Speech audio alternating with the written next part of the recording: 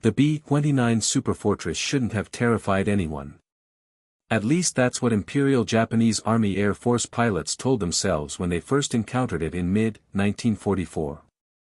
Captain Akiko Tanaka, a decorated interceptor ace, described her initial reaction in post-war interviews conducted at Sugamo prison.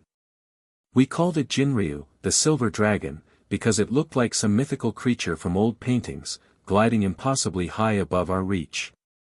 The nickname wasn't meant as a compliment. It was sardonic, almost mocking. Here was a bomber so massive, so arrogantly silver that it seemed to advertise American industrial superiority against our struggling homeland sky." The B-29 measured 99 feet in length with a wingspan stretching 141 feet across.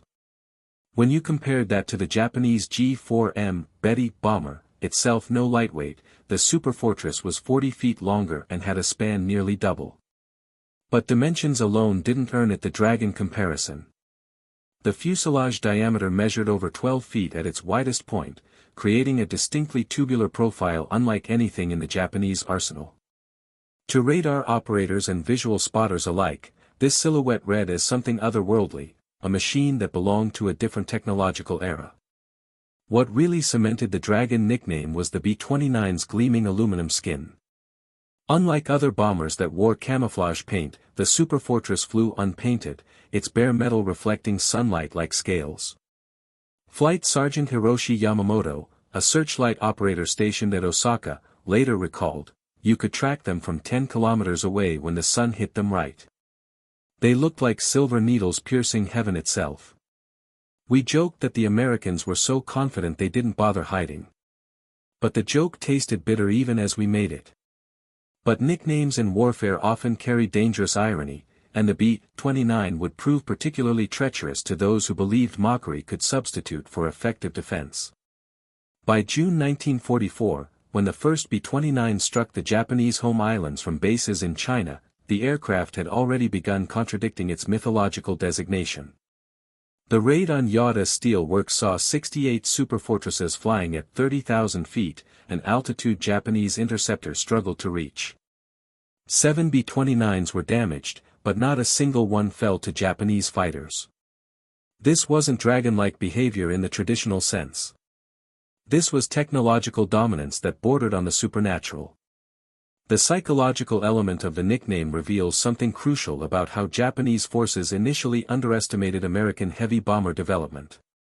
Intelligence had grown accustomed to the limitations of earlier Allied bombers, the B-17s operating from distant bases, the medium bombers with insufficient range to threaten the homeland consistently. When the B-29 appeared, Japanese analysts recognized it represented a fundamental shift in strategic warfare. They were cataloging physical dimensions without fully understanding the revolutionary systems beneath that silver exterior. The name spread through Japanese air defense units with remarkable speed. By August 1944, interception reports routinely used Ginryū as shorthand for B-29 contacts. Fighter pilots would radio positions using phrases like "Silver Dragon formation heading northeast from Kyushu."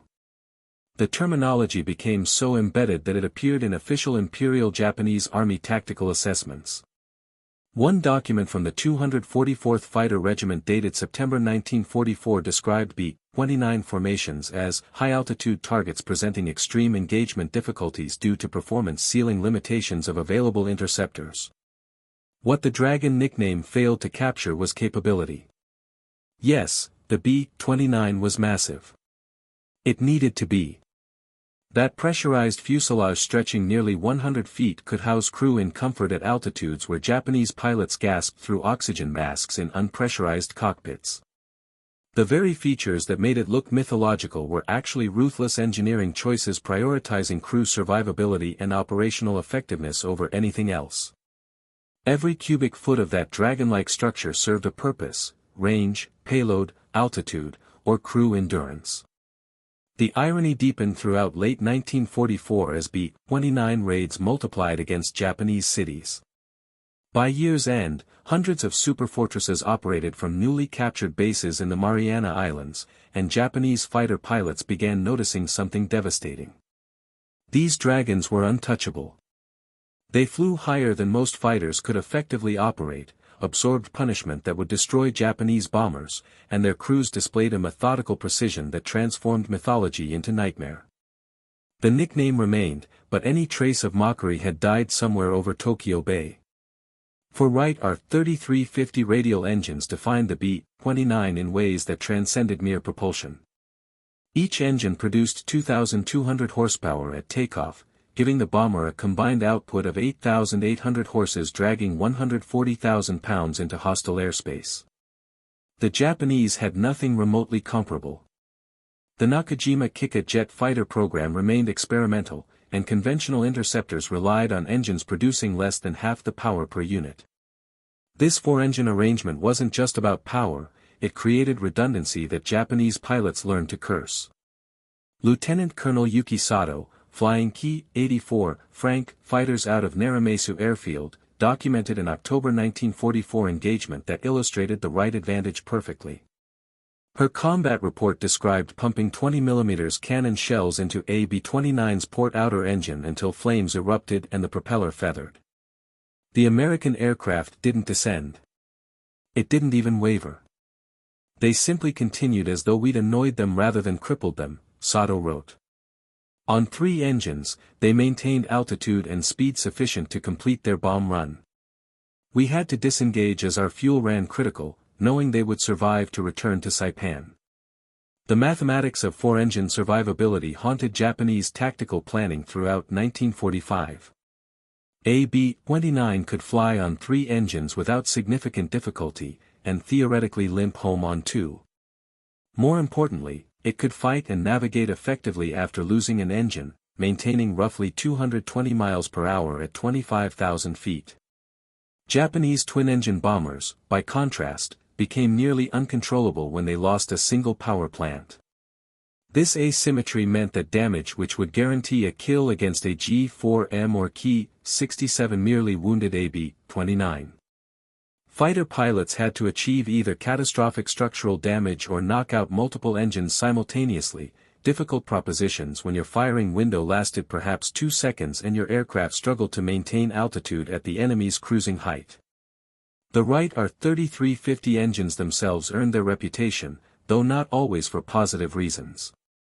These massive radials suffered from overheating problems early in deployment, with several B-29s lost to engine fires unrelated to combat damage.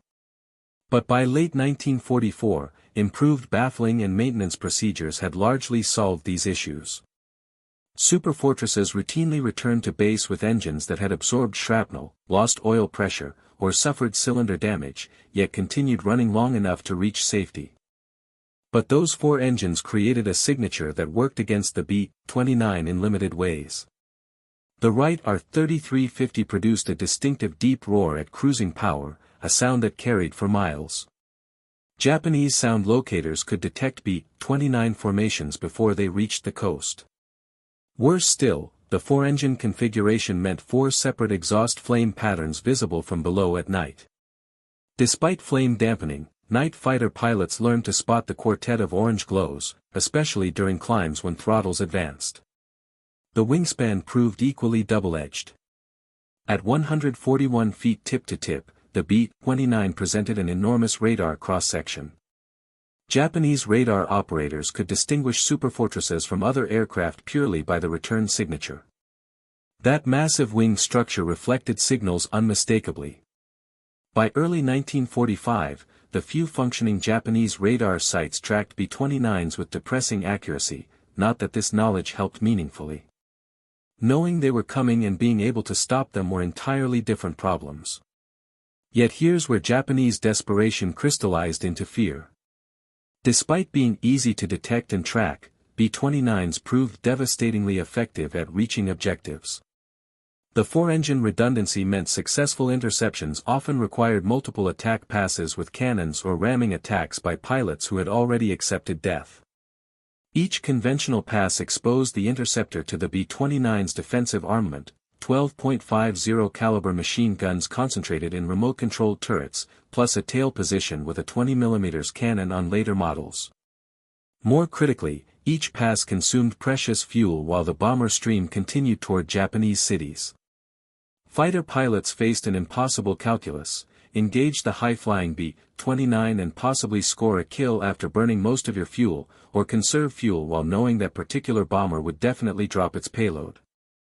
Flight Sergeant Kenji Nakamura, who survived the war after 47 interception attempts, summarized it bleakly: "We could hurt them sometimes, kill them rarely, but stop them? Never." The arithmetic always favored the Americans. The night of March 9 to 10, 1945, changed everything. Operation Meetinghouse wasn't the first B-29 raid against Tokyo, but it accomplished something far more devastating than any previous attack.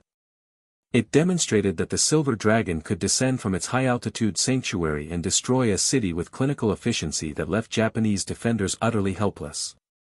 334 B-29s lifted off from bases in the Marianas carrying M69 incendiary cluster bombs, each bomber loaded with approximately 7 tons of these weapons specifically designed to ignite Japanese urban architecture. The target selection itself was tactical genius wrapped in horror.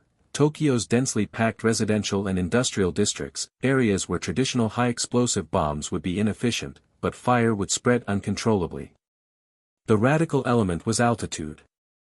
Instead of attacking at 25,000 to 30,000 feet as doctrine prescribed, Brigadier General Haywood Hansell, the architect of precision bombing, had been replaced by Major General Curtis LeMay, and LeMay ordered attacks at 5,000 to 7,000 feet. This put B-29s within range of light anti-aircraft fire but dramatically increased bombing accuracy and payload capacity since less fuel was needed to reach lower altitudes. Japanese intelligence had never conceived that heavy bombers would voluntarily abandon their altitude advantage. The entire defensive doctrine concentrated on high-altitude interception. Night fighters had trained for engagements above 20,000 feet. Searchlights and heavy flak batteries were positioned and calibrated for high-altitude targets. Nobody had seriously considered that aircraft costing over $500,000 each would operate at altitudes where even rifle fire might cause damage. At 12:15 a.m. on March 10, Pathfinder B-29s marked the initial point with napalm bombs, creating a flaming X visible for miles. The main force followed in a stream that took nearly 3 hours to pass over Tokyo. The M69 incendiaries worked exactly as designed. Cluster bombs opened at altitude, scattering dozens of small bomblets that ignited upon impact and stuck to surfaces while burning at temperatures exceeding 2,000 degrees Fahrenheit. Within 30 minutes, individual fires coalesced into a conflagration. Within an hour, a firestorm had developed with winds reaching 50 miles per hour, drawn inward by the massive updraft of superheated air. The firestorm created its own weather system, with thermal columns powerful enough to buffet B-29s flying at 7,000 feet. Crew members later reported smelling burning flesh despite being thousands of feet above the inferno, and bombardiers described seeing people running through streets, clearly visible from their aircraft as flames consumed entire neighborhoods. Japanese firefighting efforts collapsed within the first hour. Fire brigades couldn't approach the flames. Water mains had burst from heat stress. Civilians attempting to flee found streets blocked by walls of fire. Those who reached canals or rivers discovered the water was near boiling from radiant heat. The Sumida River, traditionally a refuge during fires, became a death trap as thousands dove in seeking relief only to be scalded or suffocated by smoke rolling across the water's surface. By dawn, approximately 16 square miles of Tokyo had been incinerated. The official death toll reached 100,000, though many historians believe the actual number exceeded 130,000. For comparison, the atomic bombing of Hiroshima 5 months later would kill an estimated 70,000 to 80,000 initially. Operation Meetinghouse killed more people in 6 hours than any single military action in human history to that point. 14 B-29s were lost, roughly 4% of the attacking force, a sustainable loss rate that meant such raids could continue indefinitely. Japanese defenders had shot down a handful, but most losses came from mechanical failures or collisions in the dark and smoke, not effective defensive action. The psychological impact rippled through Japanese military and civilian consciousness. If B-29s could attack at low altitude with near impunity, what prevented them from doing so routinely? The answer became apparent over subsequent weeks as LeMay's forces methodically firebombed every major Japanese city with similar tactics. Nagoya, Osaka, Kobe, Yokohama, each received the same treatment: low-altitude night attacks with incendiaries, overwhelming defensive capabilities through sheer numbers and speed.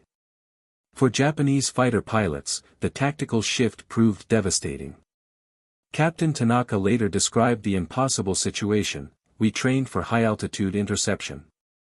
Our aircraft performed poorly at low altitudes where the B-29s now operated. Even when we achieved favorable positions, shooting them down merely meant they crashed into the city they were already destroying. We couldn't win. We could only make gestures of resistance while our cities burned."